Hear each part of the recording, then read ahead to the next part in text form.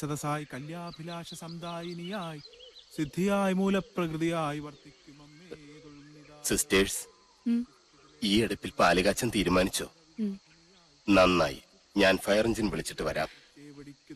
ആദികേശവ, ജീവൻ വേണമെങ്കിൽ ഓടിക്കോ. ഉയിര് കിടന്നാൽ നിനക്ക് വായിച്ചെങ്കിലും ജീവിക്കാം.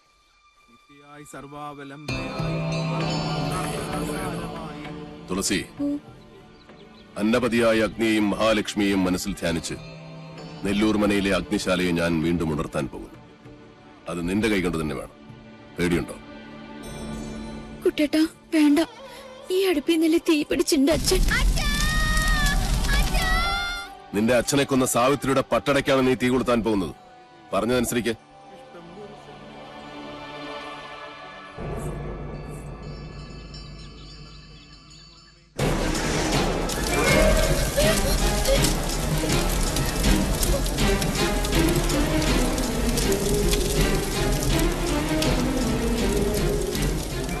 ഏതു തച്ചനും വർജിക്കേണ്ട വായു കോണിലാണ് ഈ വീടിന്റെ അടുക്കള.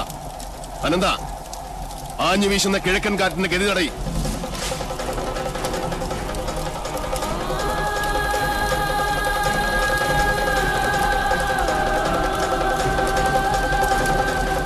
എവിടെ കാട്ടുതീ പോലെ ആളിപ്പടരുന്ന സാവിത്രിയുടെ പ്രതികാരാഗ്നി?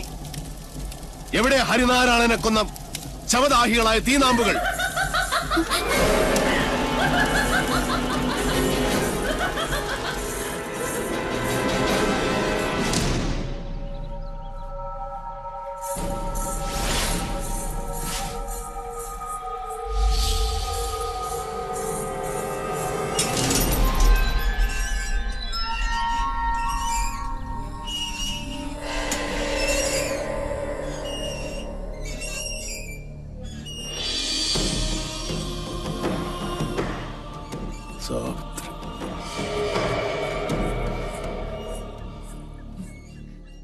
സ്വയരക്ഷയ്ക്കായി എന്തും ചെയ്യാൻ മടിക്കില്ല.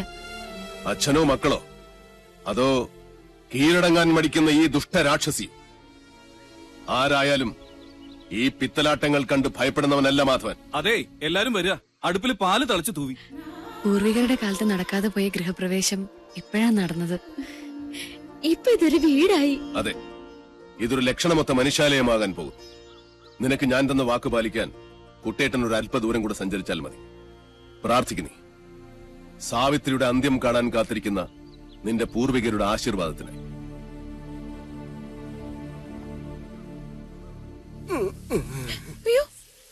എനിക്കും അറിയില്ല എന്താ പറ്റി. ഞാൻ ഇവിടുന്ന് രക്ഷപ്പെട്ടു ഓടിയതാ. വലിയ കുരുങ്ങി.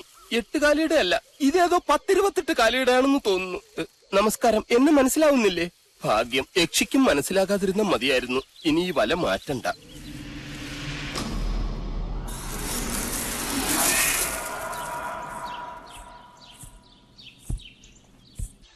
ഇനി ഒരിടം കൂടിയേ ബാക്കിയുള്ളൂ.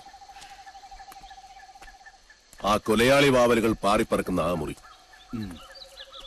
ആ ക്ഷേത്രത്തിൽ ഭുവനേശ്വരിക്ക് മാത്രമല്ല പ്രതിഷ്ഠ. പാലച്ചൂട്ടിൽ താത്രിക്കുമുണ്ട്. അവിടെ വിളക്ക് വെച്ച് തൊഴുതു നിൽക്കുന്നു മറ്റൊരു യക്ഷി.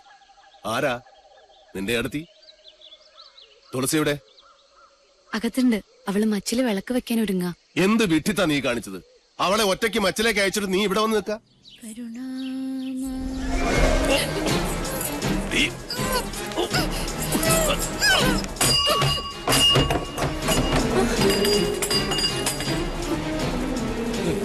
യക്ഷി പിടിച്ച് എല്ലാം കൂടെ ചെന്ന് കയറിക്കൊടു. ഇന്ന് ഒരുമിച്ച് കൊലവിളി അടിയന്തരം കൊണ്ടാടാം.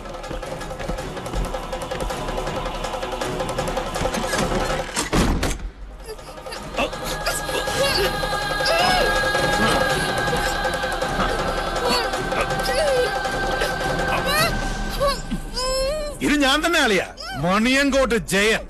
എന്നെയാണ് നിനക്ക് വേണ്ടതെങ്കിൽ ആ സാധുവിനെ വെറുതെ വിട്. മണിയങ്കോട്ട് ജയ. അതെടാ, ആദ്യ ഉഗ്രമൂർത്തിയായി നിന്നെ എനിക്ക് വേണ്ടത്. അത് കഴിഞ്ഞു മതി ഈ പുതിയ നെല്ലൂരമ്മനെ.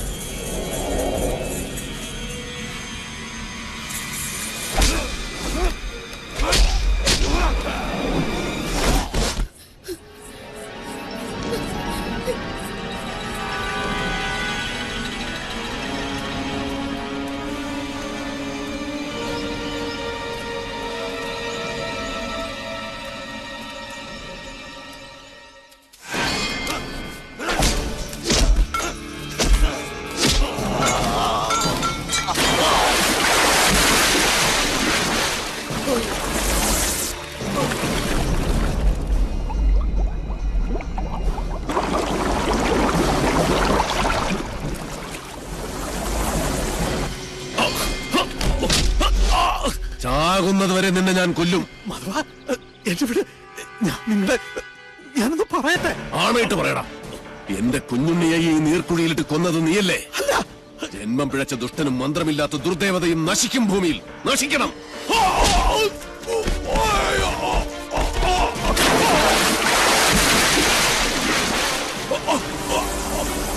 നീചൻ നീതിയുടെ ശാസനകൾ അനുസരിച്ചേ പറ്റൂ. നിശ്ചയിക്കപ്പെട്ട മരണമാണ് നിന്റേത്. കൊണ്ടുപോയിക്കോളൂ. കൊണ്ടുപോയി തിന്ന സാവിത്രി നിന്റെ മകനെ.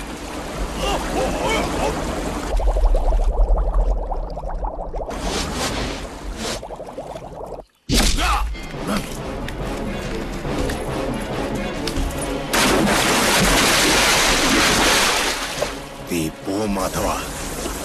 നിന്റെ ശവവും കാത്ത് എന്റെ അച്ഛൻ ചെമ്പ്രപ്പുഴക്കരയിൽ കാത്തു നിൽപ്പുണ്ട്. പോ, മുങ്ങിച്ചാവ്.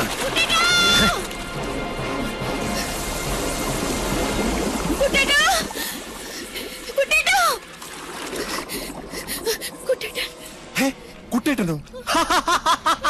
അവിടെ കാണും. അല്ലല്ല, അവിടെ അവിടെ അവിടെ അവിടെ. ഹേയ്, വടക്കിനി കാണും. വടക്കിനി അല്ല, തെക്കിനി തെക്കിനി തെക്കിനി. ഈ ഭൂഗോളം മുഴുവൻ പോയി തരേ.